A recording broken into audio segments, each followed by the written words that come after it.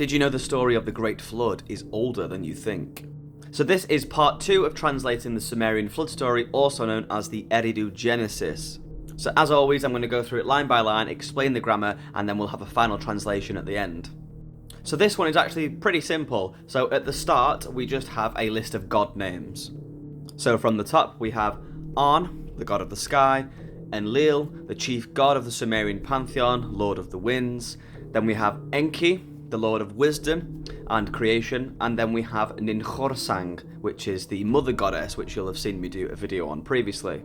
We also have the ergative case marker attached to Ninhursag's name, which is letting us know that the sentence is transitive. So then we have Sangiga. So Sang means head, and Gig is the word for black. And then Ga is carrying over from the previous sign, the Gig, so that's the Auslaut, and then the remaining A is likely the adjective marker, as Gig is being used as a descriptive term. So we translate Sangiga as the black-headed ones, or the black-headed people, which is referring to the Sumerians. So onto the verbal chain. So as people will know by now, mu is the ventive prefix, which can have a whole host of meanings, and to be honest, deserves a whole video by itself. But it's normally associated with transitive sentences, so that's what we're going to go with for this one.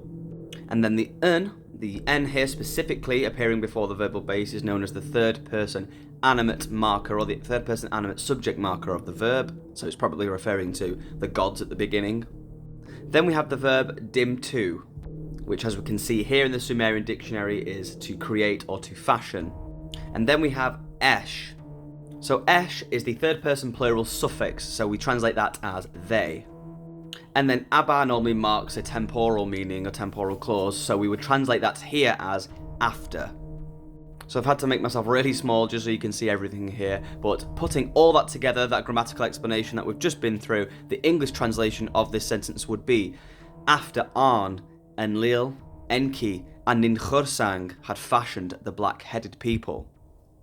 And to corroborate that final translation, if we pop over to the electronic corpus of Sumerian literature, check line number 10 for this story, we see that exact translation come through. So that was part 2 of translating the Sumerian flood story, also known as the Eridu Genesis. Thank you so much for watching, and I will catch you tomorrow in the next video.